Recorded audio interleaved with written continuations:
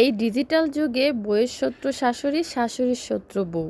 আর এই কথাটা বলার কারণ হইল, একটা ছেলে তার বিদেশ থেকে এত বছর পর এসেছে, অথচ রাস্তায় গিয়ে মা আর বউ তাকে না দেখার আগে তার সুটকেস বাক্স এগুলো নিয়ে টানাটানি করে। তাহলে বলেন, আমি এই যুগের মা বউদের আর কী বলতে পারি?